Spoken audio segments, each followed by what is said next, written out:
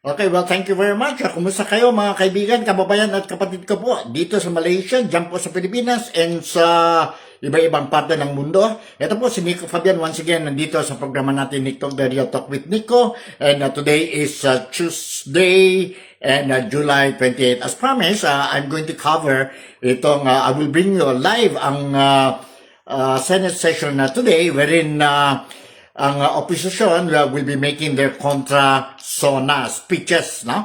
I heard si former Senator, Senate President Alan Peter Cayetano will be delivering his contra sona, as well as narinig din natin that si Senator Amy Marcos will also do her contra sona speech dito sa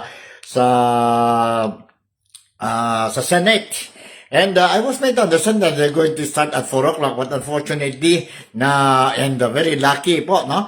I checked sa mga television dyan po sa Pilipinas, nakita natin po na nag-umpisa na sila po ang session. It was scheduled at 4 o'clock. It was earlier announced at 4 o'clock, no? But I was so surprised po. But anyway, let's see. Kasi mayroon na dito po, Senate Session number 2, July 28, 2026. And second regular session. So, let me bring you to the live session ng Senado wherein si Senator Subiri, Miguel Subiri is now talking or making or giving his statement po. Nandito, let's watch and listen to this. I have no doubt, uphold Martin's values and legacy when they grow up. Rest in peace, my dear friend, Martin Tuason.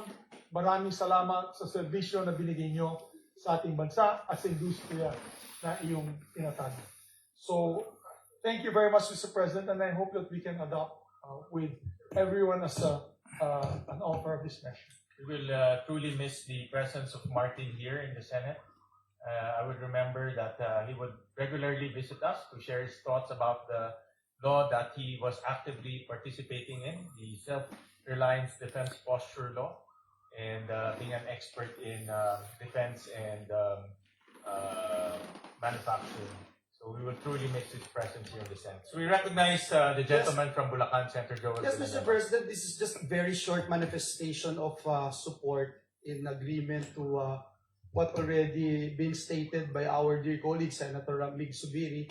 Martin really helped us understand the industry and how we could possibly contribute in helping the local industry, Mr. President. So we'd like to put into the records our sincerest condolences to his family and loved ones. And this representation would like to put his full support to the passage of this resolution. And I hope that I become a co-sponsor, co-author of this resolution. Thank you, Mr. President. Thank you. Senator Joel is duly noted as one of the co-authors.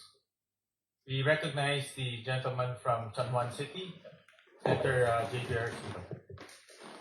Pangulo, dear colleagues, good afternoon. I rise today to co-sponsor Senate Resolution 385 honoring the life and legacy of Martin Olonris Tuason for his invaluable contributions, steadfast commitment, and unwavering dedication to strengthening the Philippine defense industry.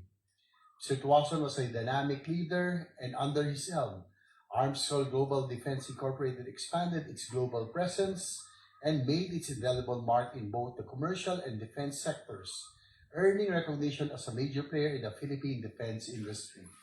He was also a staunch patriot, and he advocated passionately for a self-reliant defense posture by playing a key role in promoting the passage of the SRDP Revitalization Act, which he passed in the 19th Congress. The landmark measure signed into law marked a significant step toward building a more credible and capable armed forces of the Philippines by revitalizing our domestic defense industry. It was never intended to be a sword aimed at any nation, but rather a shield that enables us to safeguard our sovereignty, protect our people, and uphold the interests of the Republic. On behalf of the nation, we extend our deepest gratitude to the family of Martin Tuason for his vision, leadership, and enduring service not only to the company he helped build, but more importantly, the country he loved. Every arms corps firearm entrusted to the men and women of our armed forces stands as a lasting testament of Mr. Tuason's legacy. It reminds us that the defense of our nation is not the responsibility of our soldiers alone, but a shared national endeavor, one in which Filipino ingenuity, Filipino industry, and Filipino patriotism all have a vital role to play. May his life continue to inspire generations of Filipinos to serve our country with the same purpose, excellence, and the love of nation. Maraming salamat po, Mr. President. Thank you very much, Senator J. Bercito. We also recognize Senator Mark Villar, the gentleman from Las Piñas City. Mr. President, I rise to support the proposed Senate Resolution number 385, honoring the life and legacy of a true patriot and a good friend, Martin Olondris Tuason. Mr. President, the late Martin Tuason is a staunch advocate for a strong and self-reliant Philippine defense industry. He supported policies and principles for the industry's development to what we know as the Republic Act number 12024, or the Self-Reliant Defense Posture Revitalization Act. Through his and his family's efforts, Martin transformed the country's defense landscape by supporting our national forces, strengthening national security, and generating local jobs. He also worked in close coordination with the country's defense and security officers in developing firearms that are well suited to the needs of our officers and personnel in the fulfillment of their sworn duties. And I've personally worked with him in crafting and refining defense industry-related bills, where he tirelessly shared his inputs and insights. I can personally attest to his dedication to the development of the industry, to the grassroots, to the industrialized improvements. I worked with him in the crafting of many bills, and Martin knew that in order for us to defend our country, we needed a strong defense industry, and that was what he worked hard for. And at the same time, he also believed that we need to promote our Philippine products abroad. And Arms Corps sells products that are known internationally in the United States. The firearms that they make are known worldwide. And this is because of the efforts of Martin and his family. So his accomplishments are truly immense, especially in the defense industry. He put us on the map. He made products that were recognized worldwide, and he fought for the defense industry, for the defense of our country. So I give my my salute, my respect, and of course my admiration for our friend. Many of us have considered him our close friends, like Senator Subiri. So, it's really a loss for our nation. But we will continue to fight for what Martin fought for, Martin and his family. I'm sure there are many legislators who believe in what he does, and we will continue to fight for what he believed in. So today, as we honor his life and legacy, I hope we remember someone who has been a vital pillar, not just in the security and defense sector, but also to the lives of the people he has helped and whose lives he touched through civic and outreach endeavors. Mr. President, I join our colleagues in remembering Martin Tuason, his life well lived, and his legacy that will last for many years and generations to come. Thank you, Mr. President. We recognize our former Senate President, Senator Tito Soto. Thank you, Mr. President. I am an Arms Corps fan. And not only that, I'm also a friend of the Tuason family. So I would be honored to be made a co-sponsor and co-author of PS Resolution 385. Thank you, Mr. President. Duly noted. Thank you very much, Mr. President. And before I make the motion, Mr. President, to adopt the Senate resolution and ask for a minute suspension to give the family the parchment of the resolution, I'd just like to put on record, he touched many of our lives here, but most importantly, he really believed in homegrown defense equipment for the Philippines. Over the weekend, last week, a friend of mine complained to me, PNP siya, yung baril nila na 5.56, I think it's Korean made. Parang Armalite na Korean made, or Daewoo ba yun? Daewoo. Panay jam ng jam. And my good friend Martin Tuason would say, we make the best, from Elisco before, we now make the best there. Arms Corps makes this rifle called Torch na for military use. And he was giving a lifetime warranty. Pag nasira yan, the factory which is in the Philippines will replace or fix all the damage and the parts that are damaged. And yet, there's always this bias between our armed forces. Gusto nila imported. Eh kung nasira, wala, tapon mo na. Wala namang gagawa doon. Kaya believe na believe ako sa kanya, Mr. President. And I hope that this bias will be taken away and that our armed forces and our PNP will start looking at homegrown rifles and ammunition that can really sustain jobs and be self-reliant in terms of defense posture. So with that, Mr. President, we also want to recognize Senator Bongo would like to insert his co-sponsorship speech. He's also a good friend of Martin. Co-sponsorship speech to PS Resolution number 385. And with that, Mr. President, I move that we also make all members, without any objection from our colleagues, all members co-sponsor and co-author. We insert the co-sponsorship speech of Senator Bongo and that motion. Mr. President, before we just approve the motion, we just want to do an amendment in my resolution. I made a mistake. I put there Sportsman's Headquarters. If I may move to replace the Sportsman Headquarters with the word Squires Bingham Sportsman's Headquarters. Is there any objection? Hearing none, the resolution is duly amended. Thank you. Therefore, move to adopt Senate Resolution number. There's another one. And on the 10th whereas clause, delete the words including grenades and rocket launchers. Is there any objection? Hearing none, the resolution is duly amended. Thank you very much. Subject to style, of course. With that, Mr. President, I go back to my previous motion that we approve or adopt Senate Resolution number 385 with all members we may co-sponsor. Is there any objection? Hearing none, proposed Senate Resolution 385 is duly adopted. Thank you very much, Mr. President. Mr. President, may I ask for just a minute suspension so that we can give the family the resolution and we come back online, back on session so that we can listen to the SONA messages of our minority leader. We suspend the session. Okay, yun po, no? And standby muna sila po. May suspension sila, temporary suspension sa session, and they will be coming back in just a few minutes, no? So, for the followers ng Nick Talk, The Real Talk with Nico, once again, I would like to invite each and every one of you dito po sa programa natin, Nick Talk, The Real Talk with Nico, on a Tuesday afternoon. As promised earlier, that we are going to, or itong programa natin, we are going to share with you ang live coverage ng Contrasona ni former Senate President Alan Peter Cayetano, no? And I was also made to understand mayroon din opportunity given to Senator Amy Marcos, no? Later on, wherein she will also be giving her Contrasona, no? Contrasona. But confirm ito po si former Senate President Alan Peter Cayetano po, no?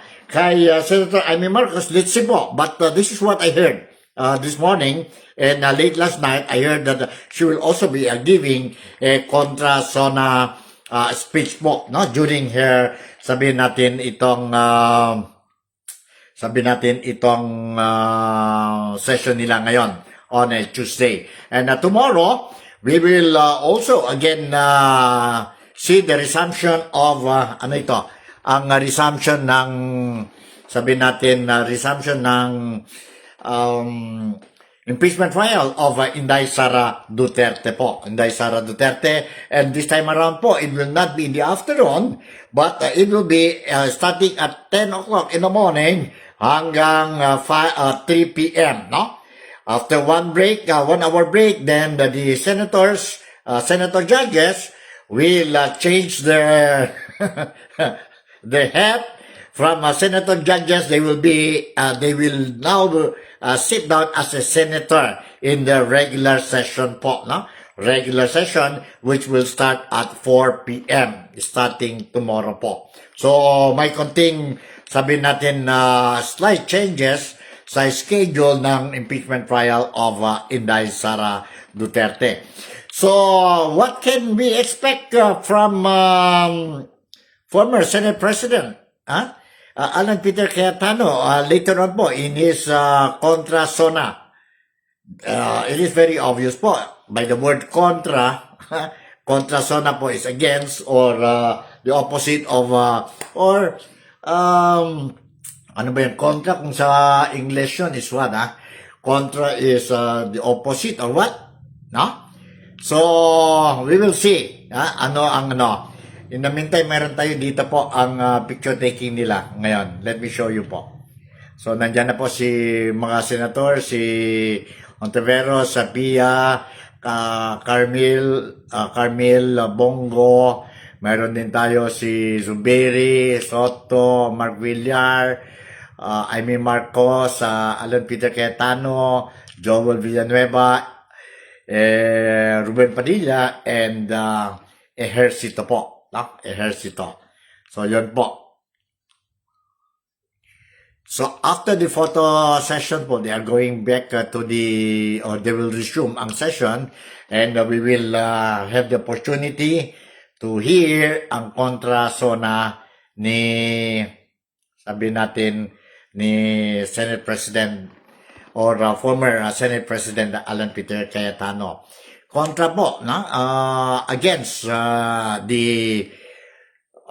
State of the Nation Address of President Ferdinand Bongbong Marcos, which the presidency BBM delivered yesterday po. We heard a lot of mixed reaction coming from the all sectors sa Pilipinas po, mga Filipinos po, regarding ang sona ni President Ferdinand Bongbong Marcos yesterday.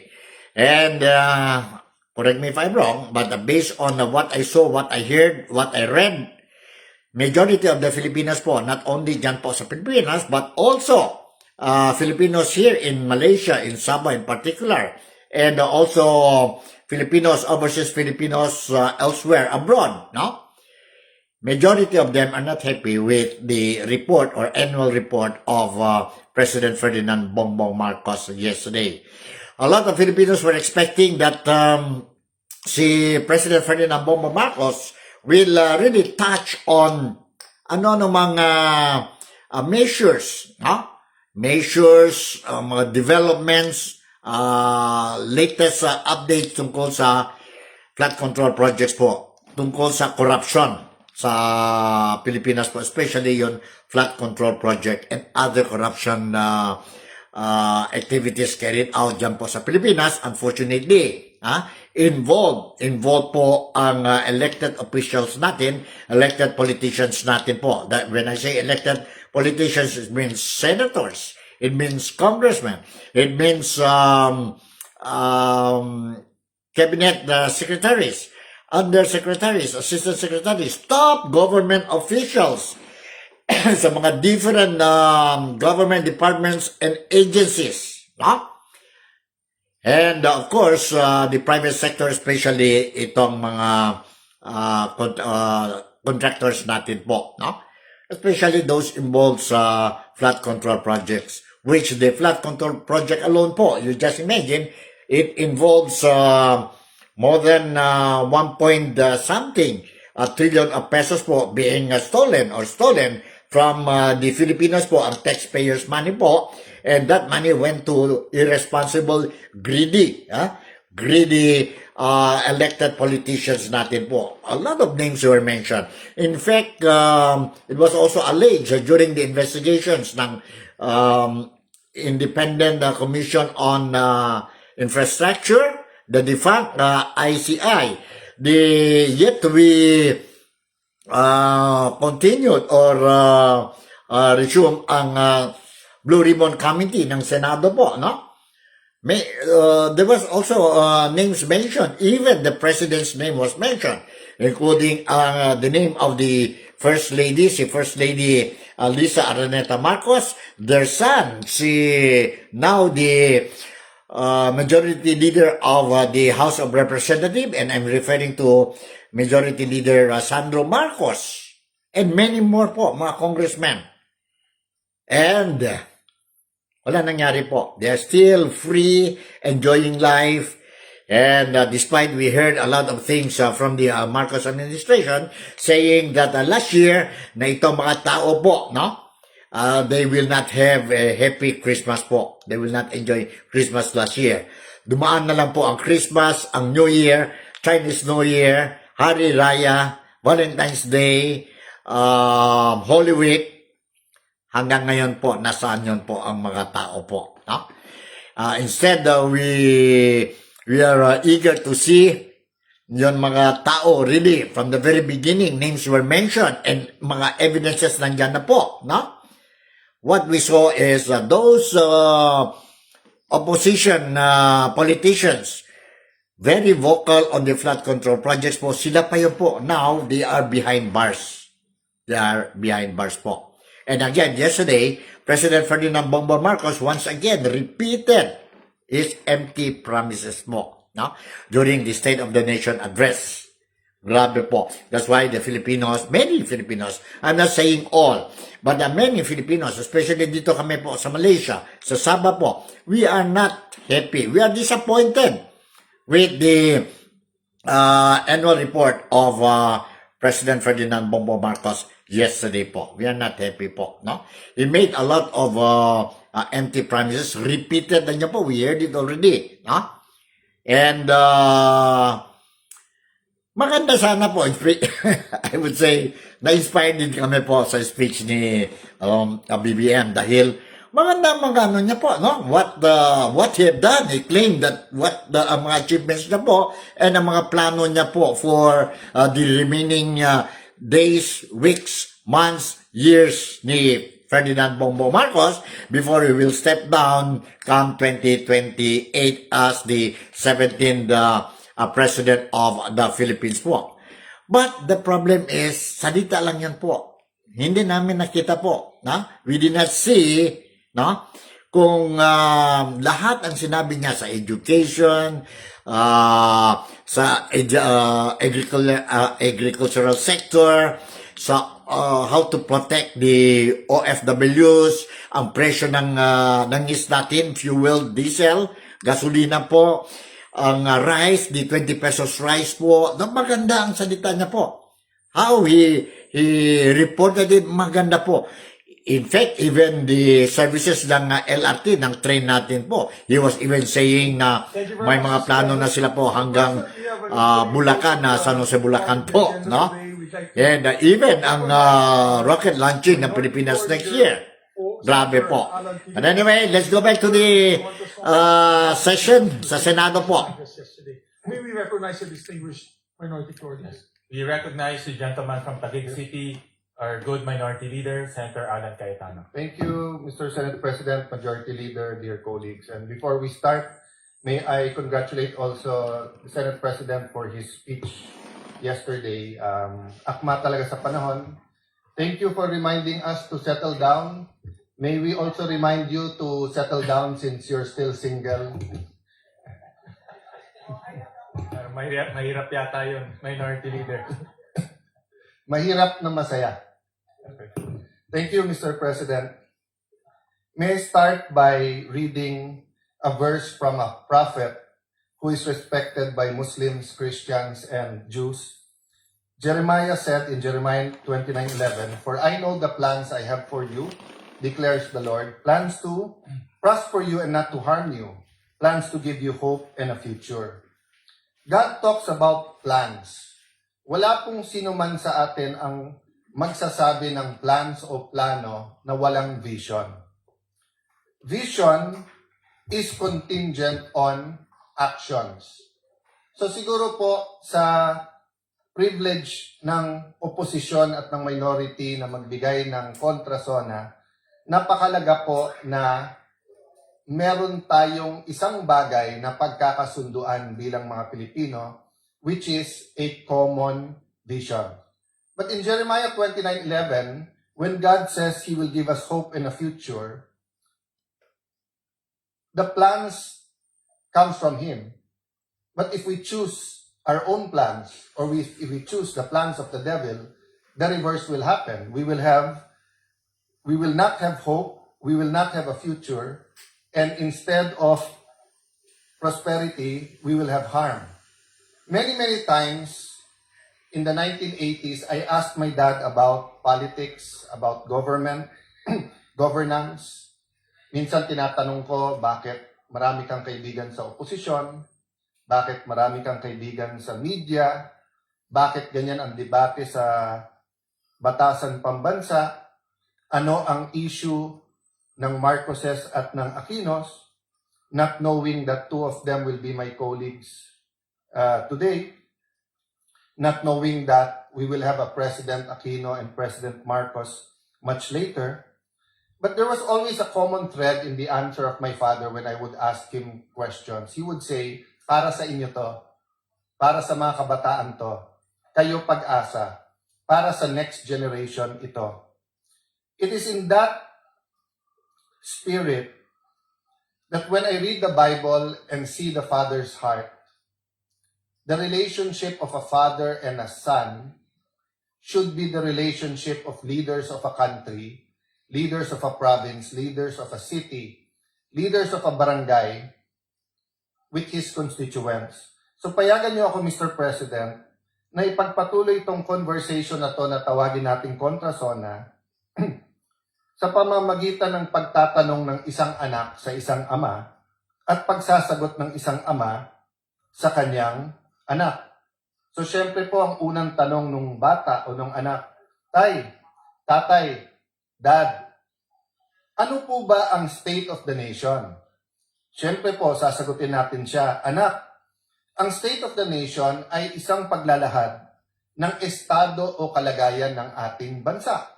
Kamusta ang ating komunidad? Kamusta ang ating gobyerno? Ang ating ekonomiya? Maganda ba takbo ng buhay? Hirap ba ang ating mga kababayan? Tay, bakit po kailangan ng State of the Nation? Sagot po ni Tatay, para may starting point tayo na pag-usapan natin nasaan ba tayo ngayon? Saan ba tayo papunta? Paano tayo pupunta doon? Ano ang vision, goals, plans, at mga programa? Ano ang pananalapi na kailangan natin para ma-achieve na yun? Kaya kasunod natin ang pag-deliver ng Department ng national budget or yung kanilang proposal sa both houses of Congress. Anak, nasa demokrasya tayo, kaya hindi pwedeng diktahan lang tayo. Kailangan natin ng national discussion, pag-uusap, para magkaisa tungo sa isang vision or pinagkaisahan vision para sa ating bansa at ating kababayan. Watak-watak na nga tayo, lalo pang nagkakawatak-watak kapag ka may mga suliranin o crisis. Ano kaya ang pwedeng magpakaisa sa atin? Or ano po kaya ang pwedeng magbigkis-bigkis sa atin? Una po, ang pagmamahal sa Diyos. Pangalawa ho, pagmamahal sa isa't isa. Pero ngayon po, pag binabash natin yung isa't isa, nagagamit na rin ng Diyos, nagagamit din yung pagmamahal sa bayan, pagmamahal sa isa. So may I propose that we work together for a common vision. We will disagree how we get there. We will disagree what to prioritize, how much to put where, how much time to spend on each issue. But if we agree on a common vision, then we have something to truly give the next generation. Tay, ano po ba ang vision? Ano po ba ang goals? Ano po ba ang plans? Vision ay siyang nakikita ng isang leader o na isang community. Ito ay isang kaisipan na kung saan niya gustong dalhin ang kanyang pinamumunuan. Kailangan ng pagkakaisa papunta sa isang vision. I'm reminded of the story told by many people, including Dr. Miles Monroe, of the story of Walt Disney. There was this particular ride that was going to be groundbreaking, first of its kind sa Disneyland. He put a bench, he continued to just look at that area, then started drawing. then called his engineers at sinabi niya sa engineers, eto ang gagawin natin bagong ride. Magiging bagong section ito ng Disneyland. He died before it was completed. When it was completed, the MC called the wife and said, before he passed the mic sa asawa, sabi niya, nakakalungkot because hindi makikita ni Mr. Walt Disney yung project niya. So pagkuha po ng mikropono ng asawa, sabi niya sa MC, ikaw ang nagkakamali. Kasi ayan yung upuan, no? Araw-araw nakikita ng asawa ko yung project kasi may vision siya. Tayo, ngayon lang natin nakita yan. So, isn't it time that we provide a better vision, a more comprehensive vision, that we articulate what we really want instead of political slogans, no? Importante yung political slogans, safe and comfortable life, better Philippines, para sa may hirap. Importante po yung mga yon. Ngunit, napaka-importante po na may shared vision tayo. Ano po naman yung mga plano? Ang plano ang sasagot sa mga tanong na paano natin ma-achieve yung vision? Paano tayo makakapunta sa gusto natin paruunan?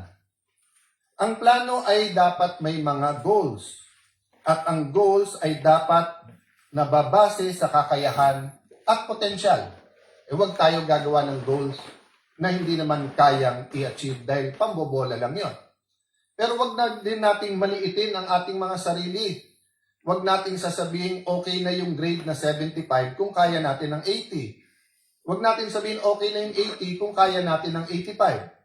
Potential is very important. Para malaman natin ang potential, may proseso ng analysis at comparison.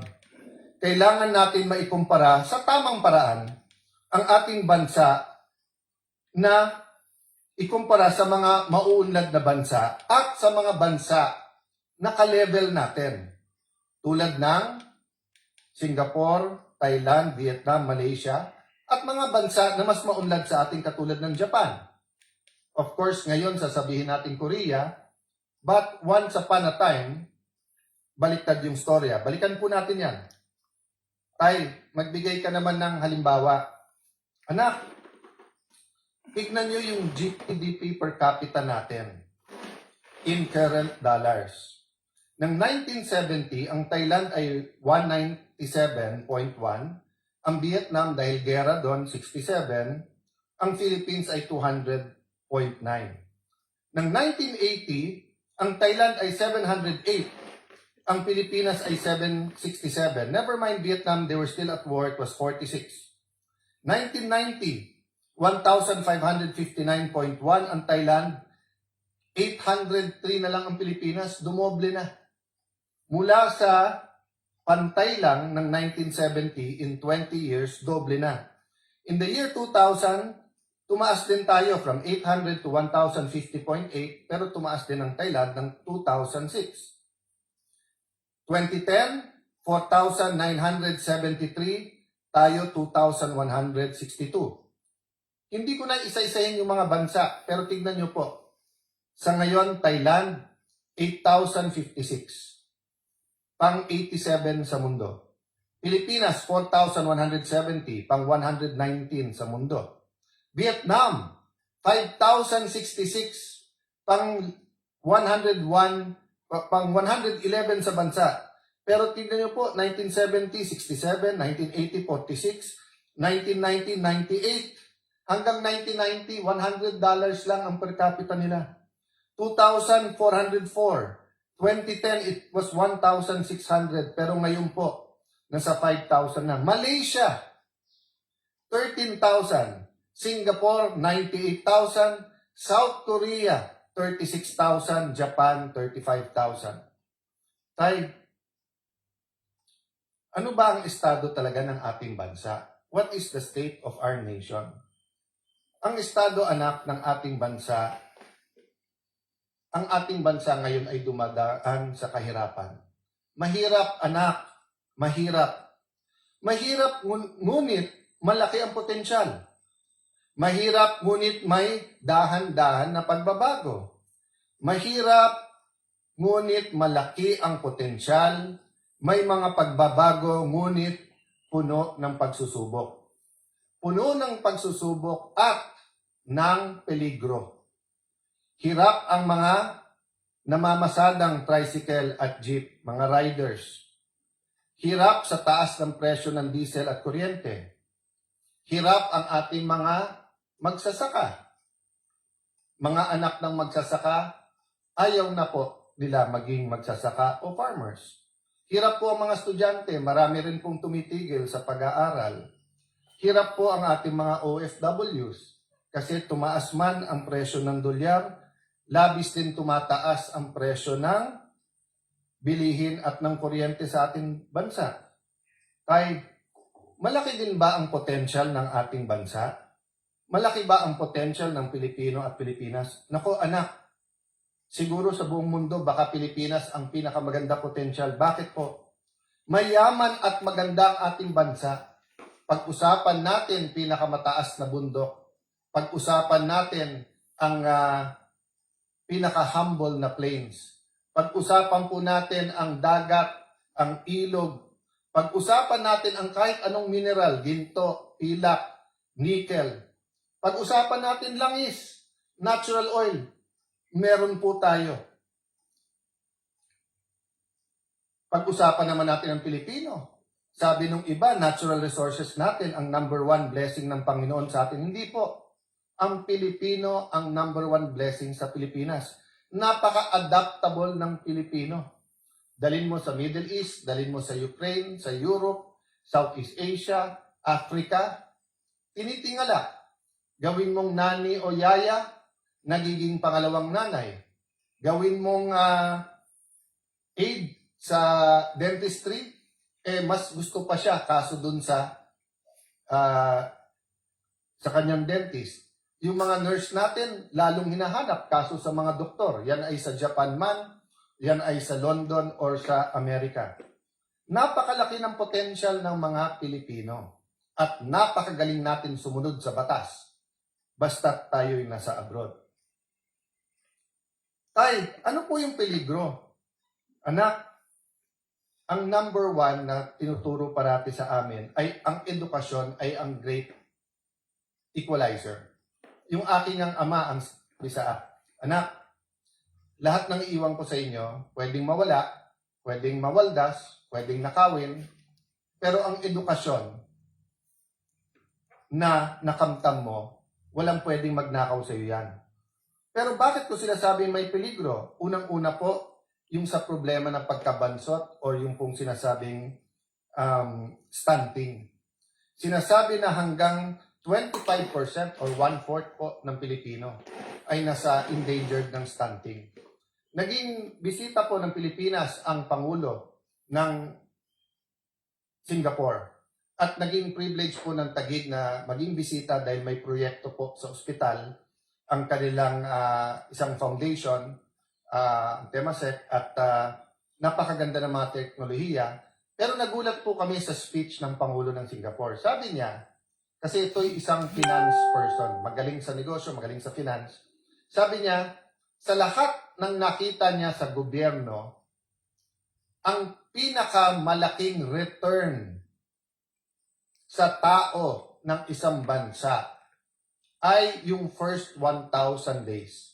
Yung simula sa mabuntis hanggang 1,000 days nung bata, sapagkat pag siya'y nabansot at apektado ang kanyang mental and physical growth, apektado din po ang kanyang emotional growth, apektado ang kanyang health. So kahit anong scholarship, kahit anong gold card ng PhilHealth na ibigay mo sa bata na nabansot na, ay hindi mo na maibabalik. Hindi mo na yung stunting ay pwedeng maging irreversible. So yun po ang number one. Kailangan natin pagtulong-tulungan yung peligro sa ating bansa yan. Can you imagine 1 out of 4 Filipinos who could be the best pilot, the best accountant, the best lawyer, who could be someone who discovers the cure for cancer, who could be the next Hollywood star, who could be the next tennis star after Alex, the next Carlos Yulo. Hindi niya makakamtan ang kanyang pangarap at kanyang potensyal. Bakit po? Dahil hindi kaya ng magulang niya, pero ang gobyerno bilang pangalawang magulang ay may ibang priorities. Siguro naman, Mr. President, dear colleagues, we will all agree. Stunting has to be a priority.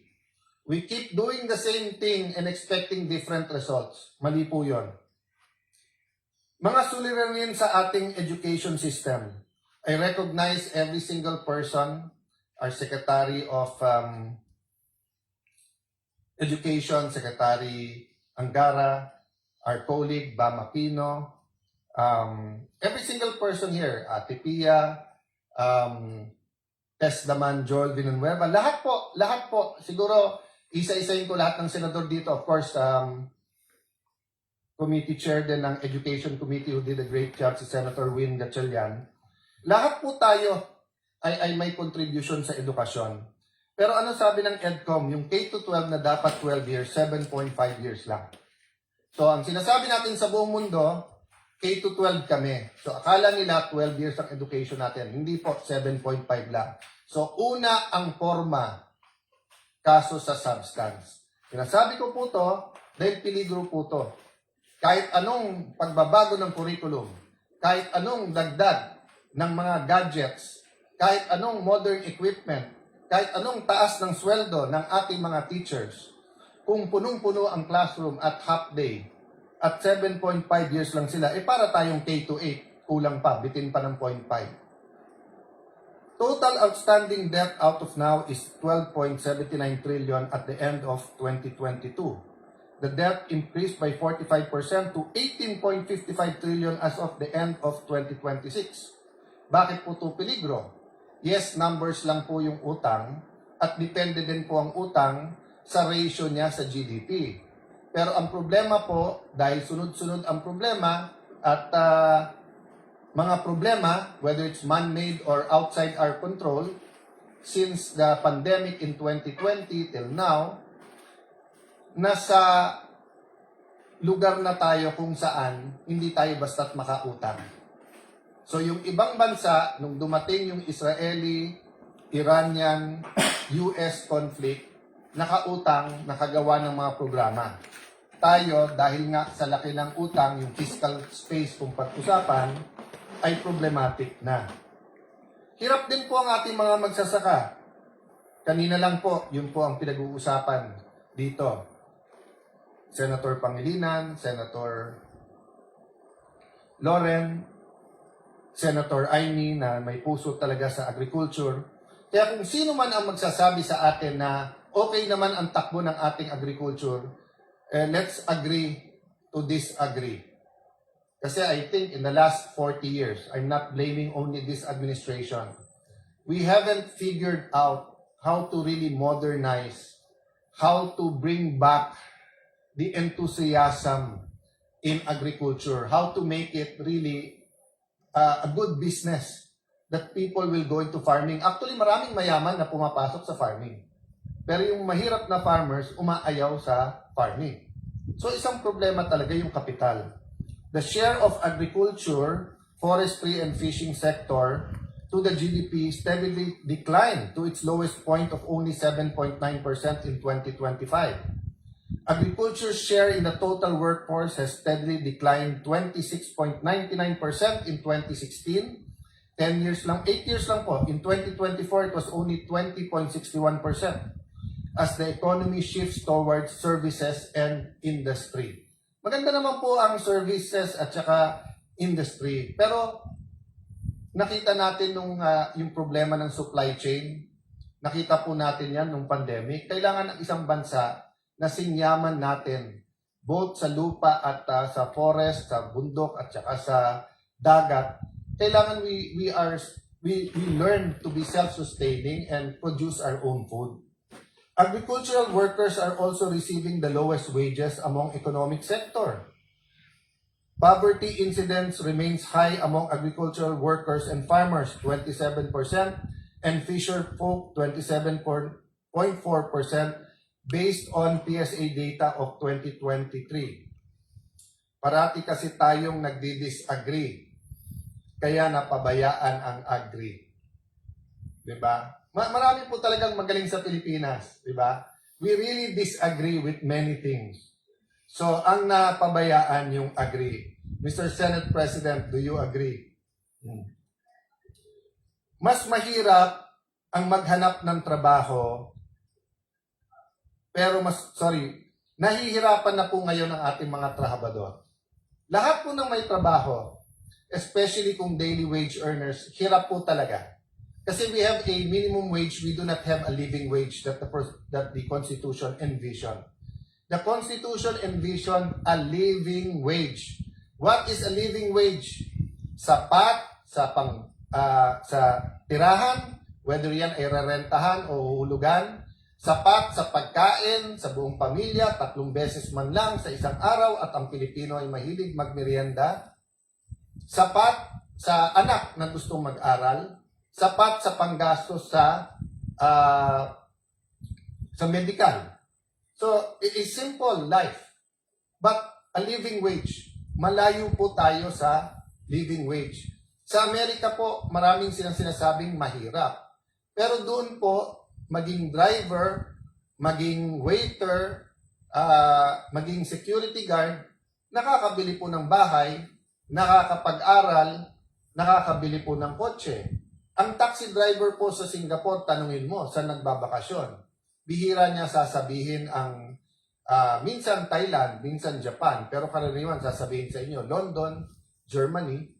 Ang ating pong mga taxi driver, hindi makapagbakasyon kasi isang kahit, isang tuka. Pero kung nahihirapan po yung mga may trabaho, nahihirapan po ang mga walang trabaho. Yung naghahanap pero walang mahanap na trabaho. Simula po, at least po yung mga kasing edad ko, kasama po ang Senate President, kasama po Senator JV, Senator Migs, Senator Cheese, si Senator Padilla ata, sing edad ko rin.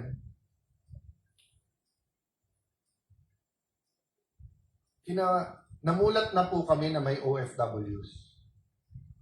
And may lugar po na mabibilib ka, for example po, ibang-iba ang akalain ko sa Saudi. Pero pagdating ko doon po, kahit draftman kahit hindi po siya architect or engineer, bossing doon. Talagang sanay sa mga lugar, etc. No? May mga peligro din, pero lalo po kung ikaw isang professional, ikaw isang architect, for example, doon, na pagtatapos yung anak at magka-ambisyon man sila na yung anak nila ay magtrabaho din doon, it is from strength to strength or from one level of socio-economic status to a higher level. Hindi katulad po, for example, ng iba nating mga nani sa Hong Kong na ang kinikita ay katumbas po ng 18 to 25,000 pesos. Kung 5 yung anak, it barely pays the bill.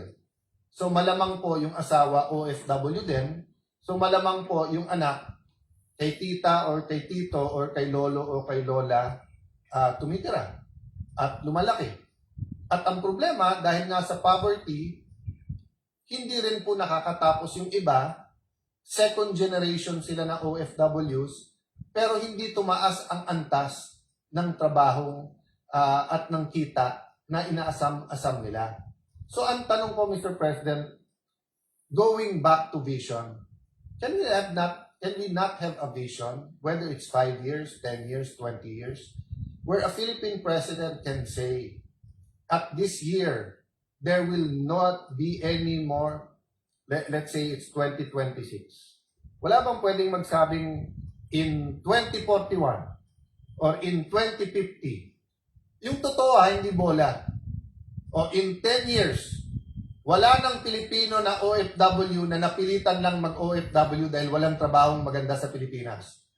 So you will always have expats, you will always have OFWs who want to work somewhere. So if artists love Europe, let them go to Europe. If you want to specialize in a certain branch of medicine and want to study in the US or London, you're free. But yung sasabihin mong, hindi, chef ako.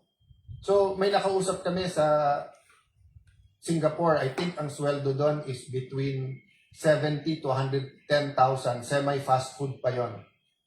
Sabi niya, sir, kalahati lang. Kung 110 ang sweldo ko dito, kitain ko lang 55,000 sa Manila. Okay na ako. Pero kung hindi ka rin naman chef ng first class na restaurant o hotel, hindi ka naman kikita ng 55,000 dito.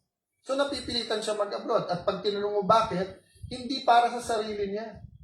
Hindi para magka-iPhone siya. Hindi para magka-kotse siya. Kung hindi para makapag-aral yung kanyang mga anak. Para may bahay ang kanyang mga anak. Negosyante, Mr. President. Usually, negosyante ang nagbibigay ng kulay, nagbibigay ng sigla, at pumapalakpak pag may sona.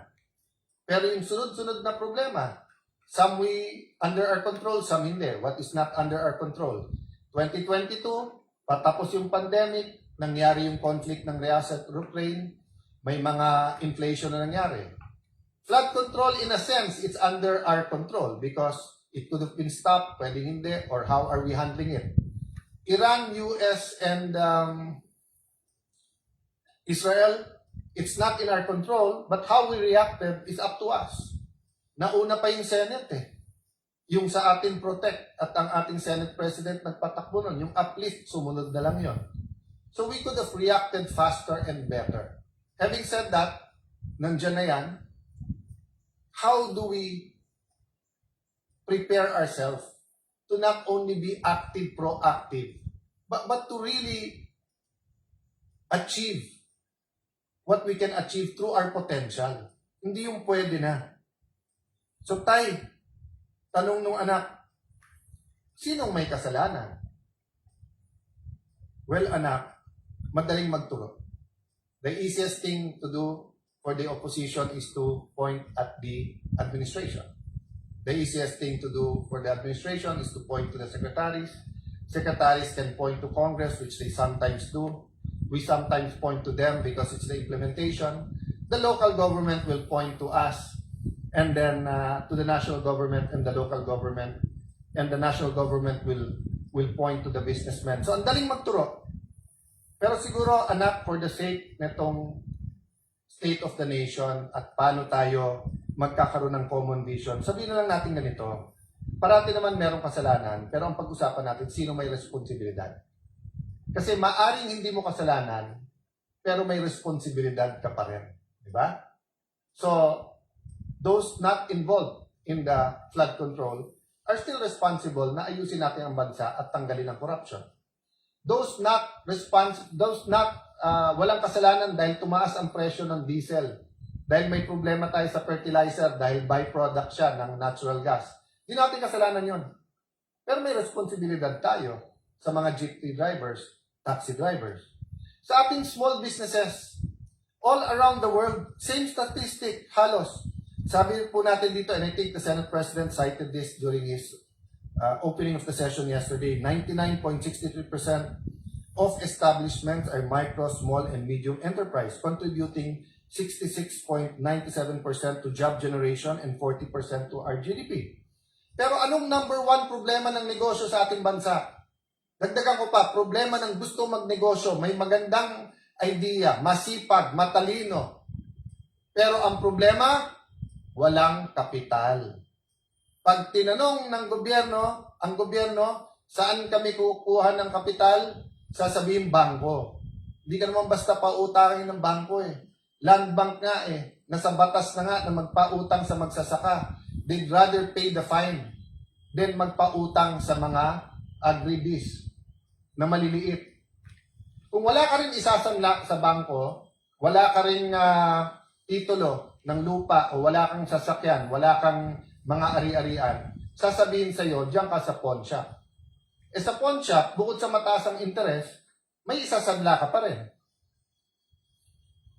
So, saan ang baksak ng ating mga kababayan? sa 5-6. Don't get me wrong. 5-6 is a service. Di ba? So, for example, sa palengke, wala ka ng kapital, may piyesta o kaya Pasko, maraming namamalengke. Kung kikita ka naman ng more than 20% in 1 month, let's say 25-30% tubo mo o kaya 10% per week, so 40% a month, kapit ka na sa patalim sa 5-6. Kasi yung 5,000 mo, babayaran mo ng 200 a day, 6,000, may get 20%. Pero napakataas pa rin nun. Ang yumayaman sa Pilipinas, yung nagpapautang ng 5-6, hindi po yung umuutang. So pagdating po sa gobyerno, sabihin, ilan administrasyon na, sir, bakit hindi natin magaya yung 5-6? Bakit hindi tayo magkaroon ng programa? The estimates are 20 billion, 50 billion, 200 billion. It's big business. Ano sagot ng gobyerno? 5-6? May pamalit ba tayo doon? Ang sagot ng gobyerno, 6-7. 6-7 lang. O i-google nyo yung 6-7, walang ibig sabihin. So balik ka na naman sa 5-6.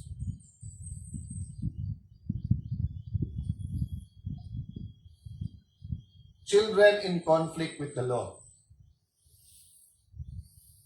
Yan ang isang debate. Mainit ang debate dyan. Pero hindi ba mga kababayan, mga kapwa magulang, kung itong tatay na to ay sinasagot po ang tanong ng anak? Responsibilidad din yan ng magulang, ng teachers, ng simbahan, ng mga komunidad. Sabi nga po, di ba ni Hillary Clinton, it takes a village to raise a child. Yes, there is something that caused the child to become violent. Whether siya may mental disease or problem, whether siya na-depressed, whether siya ginamit ng mga kriminal, the point is, Mr. President, there is a blame, but there's also a responsibility. Pag ang isang lugar, whether sa US yan, whether sa Latin America, whether yan po ay sa Africa, whether sa Tondo, whether it's in any rough neighborhood, at sasabihin marami ng gangs yan, it is our joint responsibility. In the end, there is a specific blame and there is a general responsibility. Habang usapan natin yan, mahabang usapan yan, Mr. President, but eventually, we do have to discuss it sincerely and very deeply. Tay, bakit mahirap ang ating estado? Ano ba ang pumipigil sa ating bansa? Well, may mga bagay nga na wala sa ating control, yung mga external. May mga bagay na nasa ating control. Pero may mga bagay din na ina-address natin directly, pero ang problema, kultura. For example, we have to address corruption. But we have to address the culture of corruption. Sasabihin natin, huwag magnakaw sa flood control, pero ina-address pa natin ang pandaraya pag nangungopya sa exam. Ina-address ba natin yung simpleng pagsisinungaling sa araw-araw? Ina-address ba natin na sa bawat kailangan ng Pilipino, lisensya, business permit, real property tax, customs, ay may lagayan?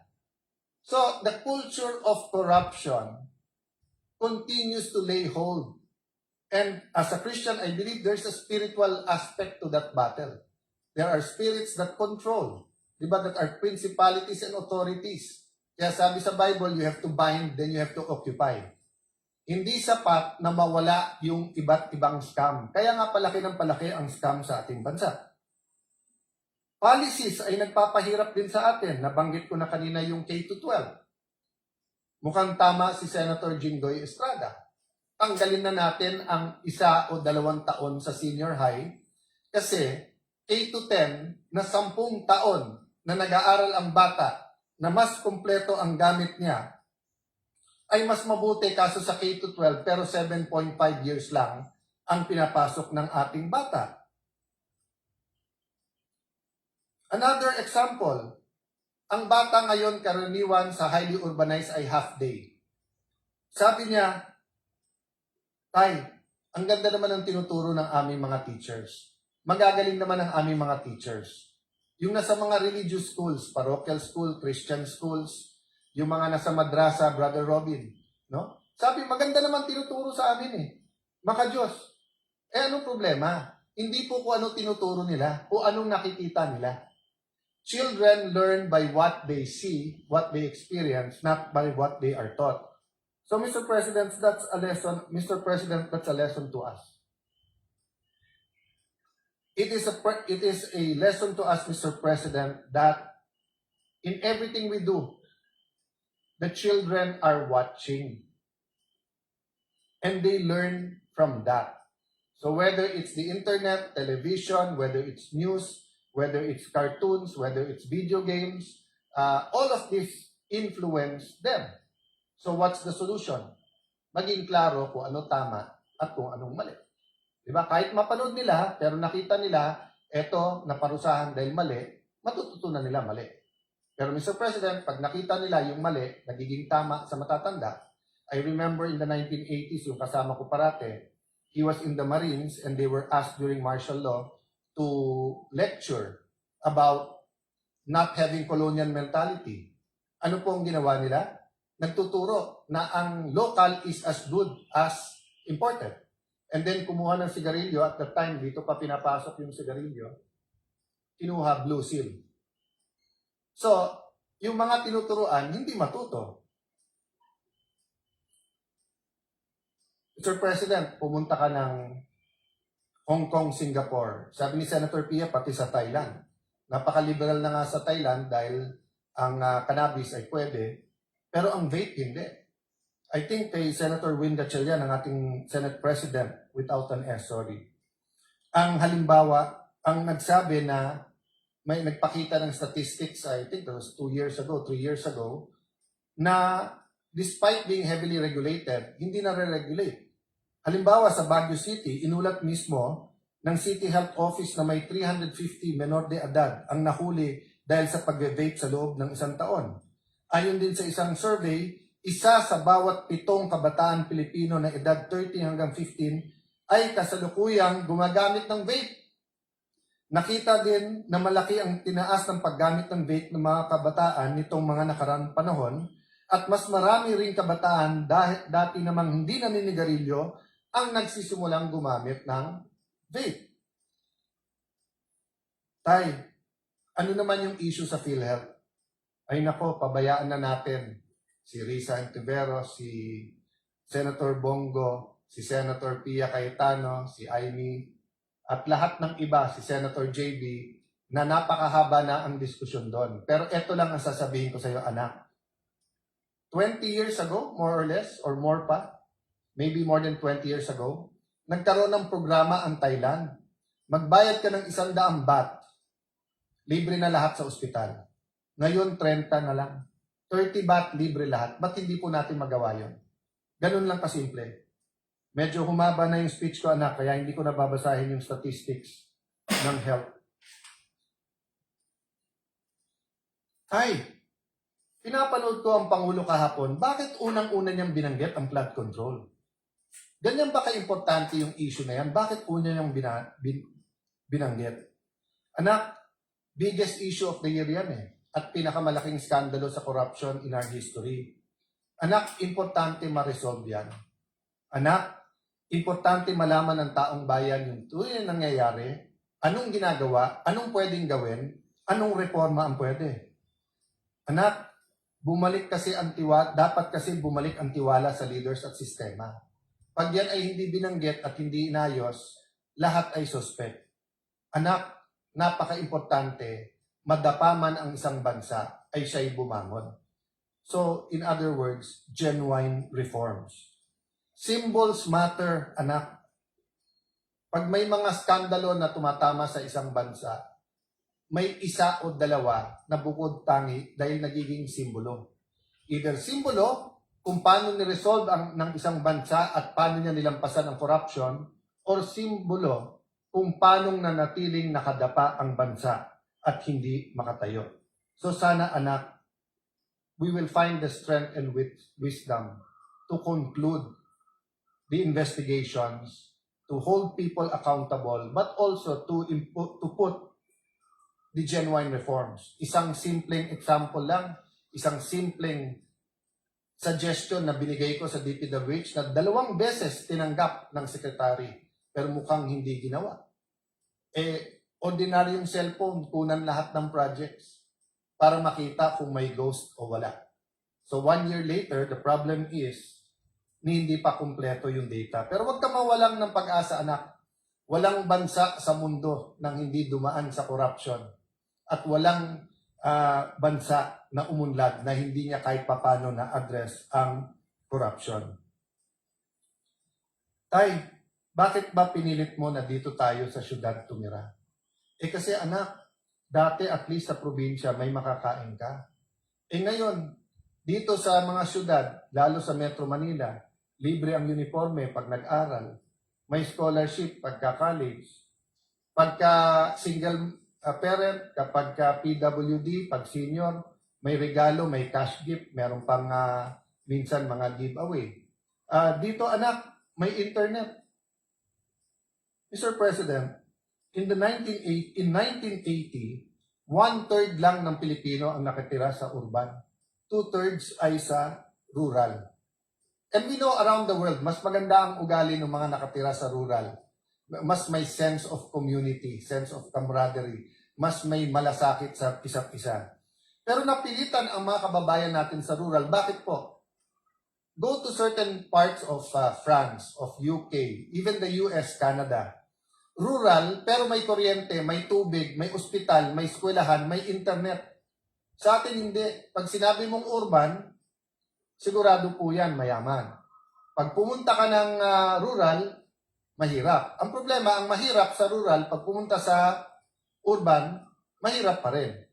Mas maginhawa buhay, pero mahirap pa rin. Mahirap po. So, Mr. President, we should have a real rural development project. That was something I heard a lot in the 70s, 80s, 90s. Pero siguro, kasi mas maganda talagang sabihin sa isa't isa, sa syudad ako nakatira, nakakalimutan natin. May I pay tribute to isang USEC ng DBM, I think USEC as well. I remember when she topped the bar, sabi ng isang reporter sa kanya, "Ma'am, ano pakiramdam mo ng isang taga-probinsya ay nag-top ng bar?" The reporter, I think from there, but I'm not sure from Manila or from there, was referring to na hindi ka taga Manila.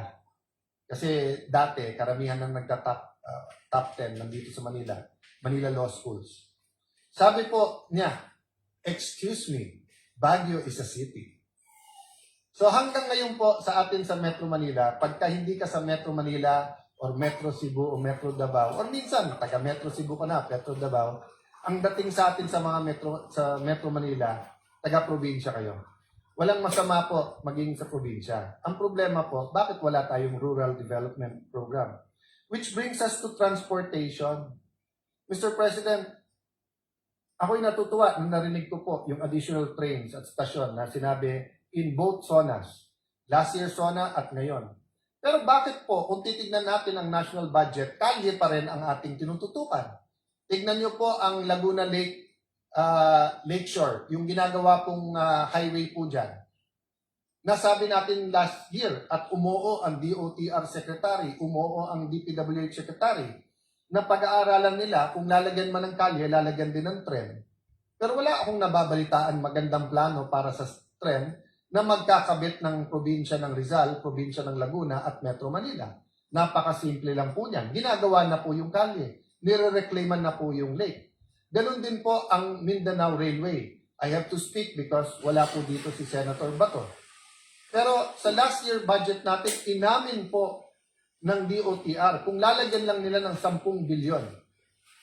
And I think Senator JV mentioned this 7 years.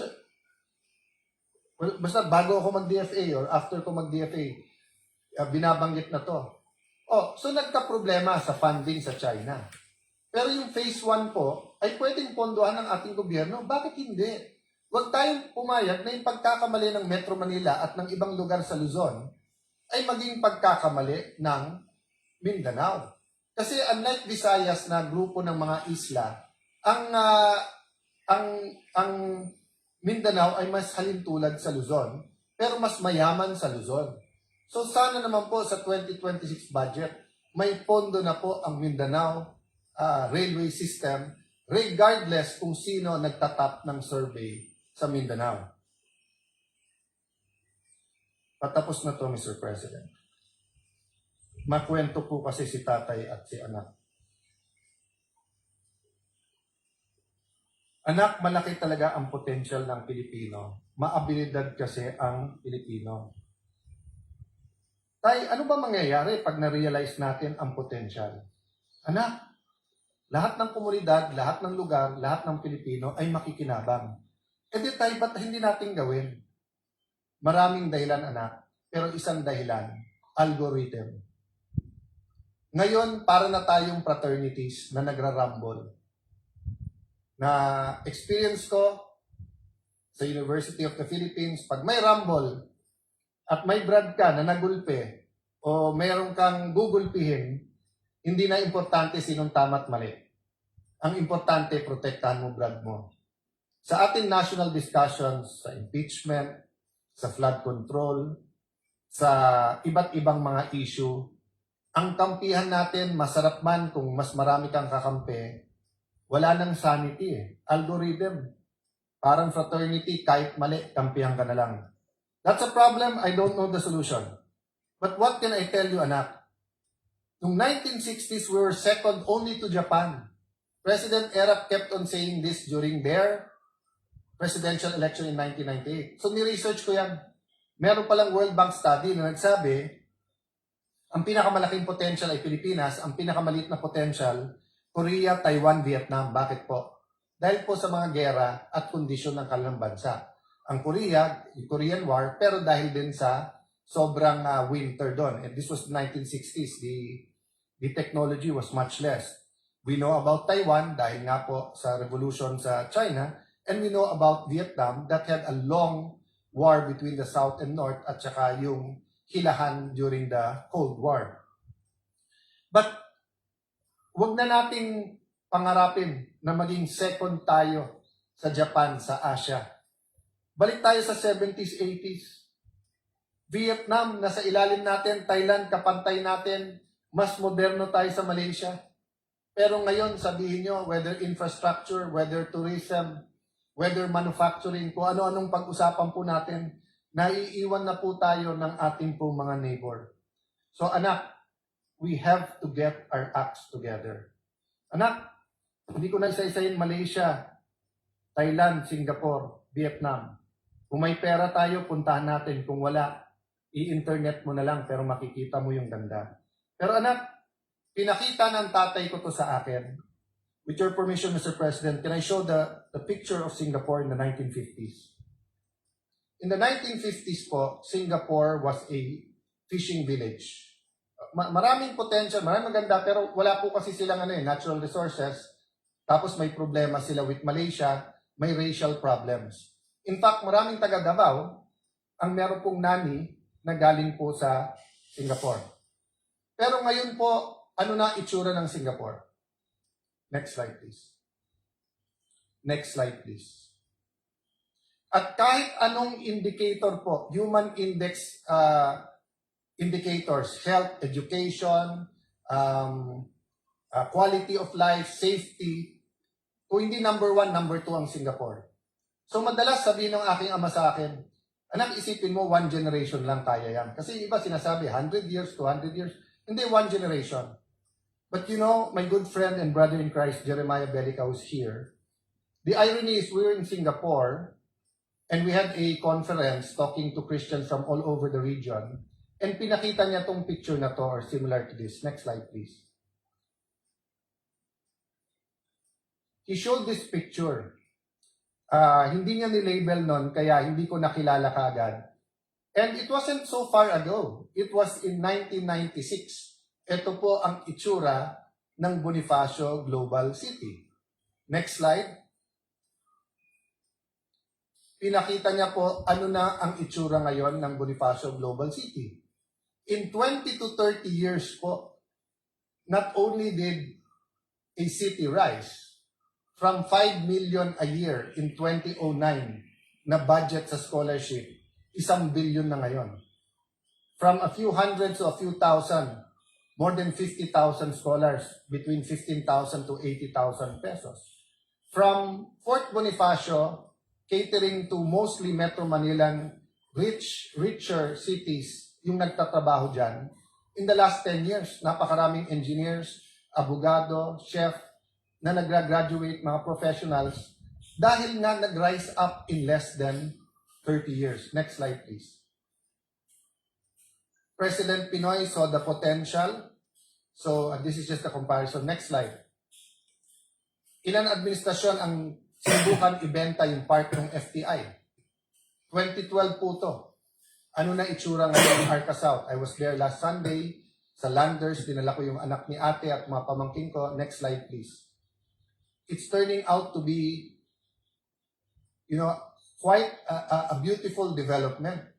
At yung traditional barangays ng Senate, ang Signal Village, Maharlika Village, ang Upper Bikutan, Western Bikutan, napakaraming residente ang naglalakad na dyan.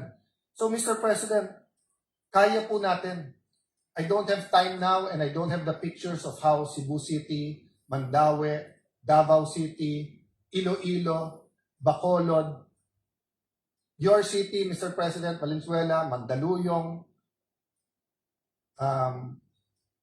Cagayan de Oro. I was thinking if I'm going to mention the city of Senator Jinggoy and Senator JV, but I will mention San Juan, no? But my point is, Mr. President, may pag-asa eh. Di mo kailangan maghintay ng matagal. So nung bata ako, gusto ko na sabihin sa matatandang politiko, panay sabi nyo, para sa amin eh. Pero kayo lang yung mayaman eh. Di naman nagbabago. Kaya huwag tayong magalit sa mga bata ngayon if they're demanding that when we said this is for you, they want to see faster results. At kaya, Mr. President. So in that sense, let me close, Mr. President, by saying, let's take a second look in having a new local government code, giving more decentralization. Actually, I will push the envelope dahil nakatingin sa akin si Robin Padilla, na may kakampi siyang mabigat. Kakampi po niya si Dr. Jose Rizal, na nagsabing federalismo ang dapat sa Pilipinas. So, Mr. President, there are system changes that can help our country. But it won't happen kung may problema tayo sa demokrasya. Sabi ng Pangulo, I am president not only of my family.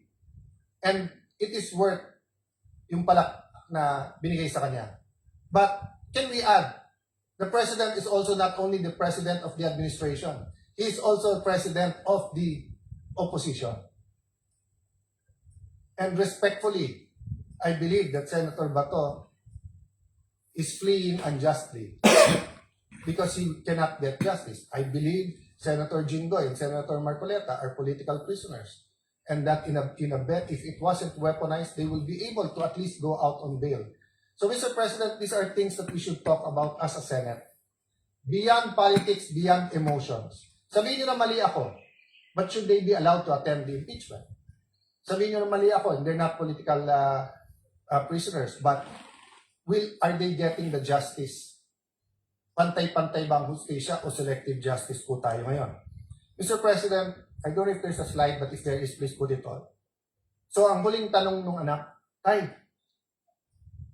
ang daling sabihin, common vision. Pero ano yung common vision na yan? Actually, nasa preamble ng ating Constitution. And allow me to read it. We, the sovereign Filipino people, imploring the aid of Almighty God, in order to build a just and humane society and establish a government that shall embody our ideals and aspirations, promote the common good, conserve and develop our patrimony, and secure to ourselves and our posterity the blessing of independence and democracy, under the rule of law, and a regime of truth, justice, freedom, love, equality, and peace, do hereby ordain this Constitution. Anak, ito ang batas ng ating bansa. Pero may mas mataas na batas dito. Ang batas ng Diyos. Anak, ang isang bansa na hindi niya kilala ang kanyang sarili, yung walang identity, walang mangyayari. So, Mr. President, let me put that forward. Whether as individuals, as a community, as a country, Let me quote Dr. Miles Monroe, identity is important. Who am I? Second, what am I meant to do? A question of purpose. What is the purpose of the Philippine nation? And third, destiny. What am I meant to do? If we understand the preamble of the Constitution, we understand the law of God, we understand our destiny, purpose, and identity, we will be on our way. So let me close by telling our mga anak, manampalataya po tayo, anak. Let us believe, but let us act. Faith without action is dead. Sabi sa Jeremiah 29:11, for I know the plans I have for you, declares the Lord, plans to prosper you and not to harm you, plans to give you hope in the future. But it is followed by Jeremiah 29:12 and 13. Then you will call upon me and come to pray to me, and I will listen to you. You will seek me and find me, and you will seek me with all your heart. So that's my prayer today, Mr. President, that despite the toxic politics, despite our disagreements, let us all seek God and have faith that when we seek Him, we will find Him. And when we find Him, He will show us His plans to prosper us and not to harm us, plans to give us hope in the future. Thank you, dear colleagues, for this opportunity. Maraming salamat, Minority Leader, and maraming salamat sa iyong mga obserbasyon. At sang-ayon po ako na isa sa pinakamabigat na problema ho natin ay yung stunting or malnutrition ng ating bansa. Kayo bilang member ng EDCOM at itong kinatawan rin ay isang member ng EDCOM, nakita ho natin na mabigat po ang problema ho natin sa malnutrition. At yan rin naman po ang tututukan ng Senado, higit sa lahat ng ating bagong finance share para malagyan po ng pondo yung first 100 days at yung laban ho natin sa malnutrition. Maraming salamat sa ating Minority Leader. Okay, yun po. Narinig natin ang kontrasona delivered by Senator Alan Peter Cayetano. Ang message niya po, very clear po. For me, ang message niya po is a vision. Not only the vision of the President, but it must be a common vision po. Dapat ang Pilipinas, ang leader natin, ang presidente natin po, mayroon vision. Vision for the nation po. No? Vision para sa lahat ng mga Pilipino. Yon po. Very practical ang kontra-sona ni Senator Alan Peter Cayetano, who is also the minority leader. Opposition yan sila po. No? And yun, ang mensahe ngayon po ni ang mga opposition natin dyan po sa Pilipinas po. Kontra sa sona ni President Ferdinand Bongbong Marcos, which he delivered yesterday po, July 27. Mayroon pa dito po si Ate Senator Pia Cayetano. Let's watch and listen to this. Our children are healthier, safer, better educated, and equipped with opportunities to succeed in this life, the life na tayo naman ang gumawa para sa kanila. A few weeks ago, the World Bank upgraded the Philippines to an upper middle income country. Paano ba ang visualization natin pag sinabing upper middle income country na tayo? Seriously, dear colleagues, indulge me, close your eyes, and imagine what that country looks like.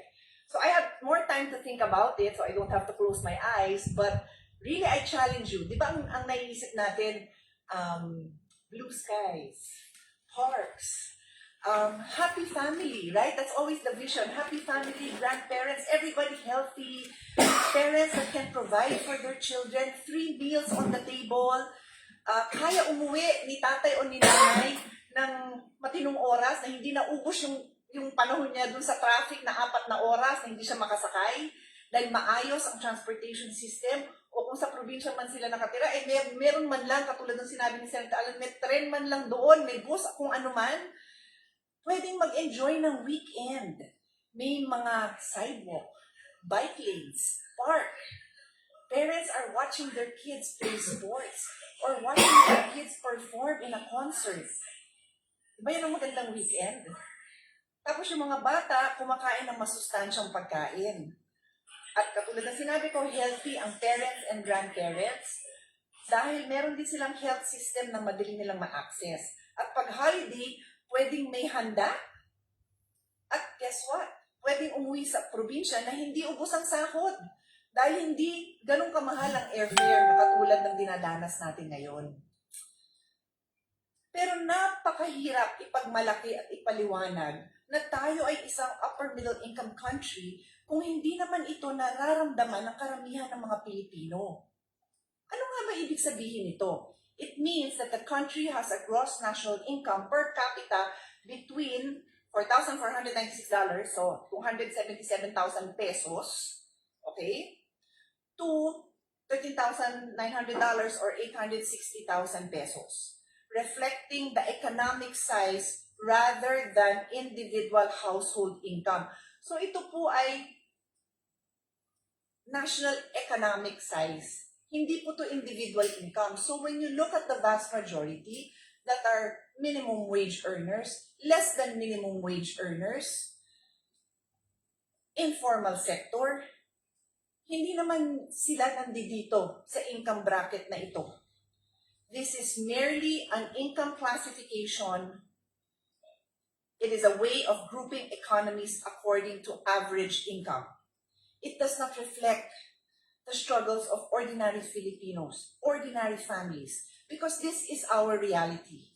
SWS Survey 2026 reveals that 52% or 14.5 million Filipino families identify themselves as poor, while 42% consider their families as food poor. Hindi man lang makakain ng maayos. Another SWS survey of 2026 states that 23.2% of Filipino families experience involuntary hunger in the first quarter of 2026. Involuntary po, hindi po nagda-diet, sadyang wala na ho talagang makain. According to PSA, poverty incidence, this is as of 2023, is 15.5% or 17.54 million poor Filipinos. So when we celebrate our status as an upper middle income country, ang pakiramdam ng tao, you do not see us. You do not hear us. Hindi nyo kami nakikita. Hindi nyo kami. Okay, yun po, a portion of the privilege speech of Senator Pia Cayetano po, no? So, yun po, ang ano natin dito, ang focus natin po sa kontra zona, ang speech made by Senator Ellen Peter Cayetano. So, klaro-klaro po ang mensahe niya and sa palagay ninyo, what do you think? Na? Maganda ba yun kontra zona niya po? And for me, if you ask me, I would say na practical ang mga issues, ang storya ni Senator Cayetano, ang tatay at saka anak niya po, no? Very practical ang mga issues that he raised with the example, the conversation between the father and the son regarding the state of the nation po, no? The state of the nation. So, as what I said, ang mensahe dyan po, the message that is trying to pass para sa ating lahat po, sa gobyerno, sa mga tao po, ordinaryong Pilipino, kagaya sa atin po is, kailangan po, there must be a common vision. Common vision ang Pilipinas po. Dapat ang presidente natin may vision because the way how we look at it na po, walang vision, no? Walang direction ang Pilipinas ngayon po. And we see, ang dami lang po yung mga salita left and right, na? And can I say the word bragging? Bragging po, that includes even ang rocket daw po. Next year, we're going to launch ang rocket natin, ang Philippine rocket to go to the space. And sabi ni BBM during this SONA na maraming mga ayuda na he gave during his term last year, no? Kasi that was an annual report niya po. But, salita lang yan po. Did the general Filipinos felt ang ayuda po? Selective lang yun po. Ang mga promesa ng gobyerno natin po, what happened, no? What happened to, as what I said, always, ang security, stability natin, na-improve ba po si President Ferdinand Bongbong Marcos? Security stability. Political stability. Did President Marcos, itong year po, he managed to level up, unite ang mga politicians? For me, mas lalo na po ng gulo because of, one of the reasons is because ito naman, ang impeachment na naman po. What happened sa Senado? Gulo sa Senado, gulo sa Kongreso, House of Representatives. Allegedly because of the interference of the executive branch.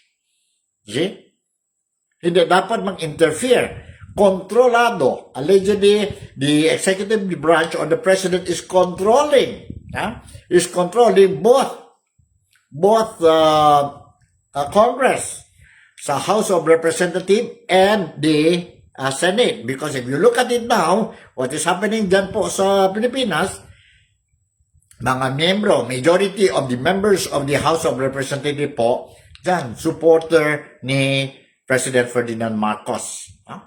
And of course, sa Senado po, if you look at the situation now po, minority and majority block, obvious po. But yet the President is denying that he is not interfering both Congress po. Do you believe he don't interfere? He has nothing to do? Because I'll give you a very good example, itong flood control projects, itong national budget natin 2025. Flood control projects involving trillions of pesos, no? Coming from the taxpayers' money. Romualdez, Saldico will not able to be successful in stealing money, taxpayers' money, without the knowledge of sa mas mataas pa sa kanila. Imposible yan po. It is very impossible only one or two people and itong mga corruption dyan po sa gobyerno po is being done by mga directors lang po. No? It is very impossible po. It is a syndicated sabihin natin syndicated na to itong flood control project po. It cannot be an isolated case. No? Syndicated corruption na ito po sa Pilipinas. And started from 2022 hanggang mabuti lang po. Lumabas ito po. Yes, I salute. The president was the one who exposed itong flood control projects.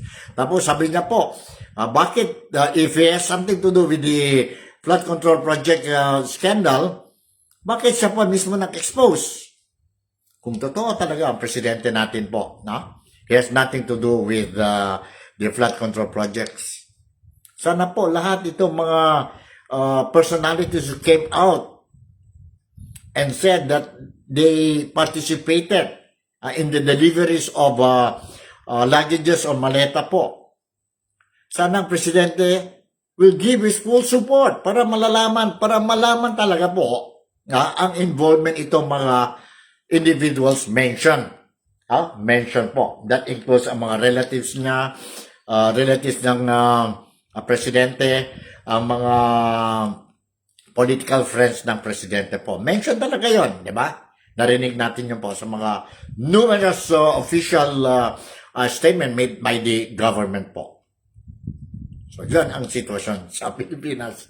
So, let's see po. And siguro nandito na lang muna ang coverage natin, live coverage natin sa kontrasona ng minority bloc, delivered by former Senate President Alan Peter Cayetano. And don't forget po, tomorrow, I'll see. We'll try to be on live again po sa resumption of the, sabi natin yon, impeachment trial of Inday Sara Duterte. Talking about the impeachment trial of Inday Sara Duterte, did you notice, kayo mga kababayan, kaibigan at kapatid ko po, did you notice po na ang interest ng mga Filipinos po dyan po sa SONA, no? Based on the survey po, hindi sa impeachment.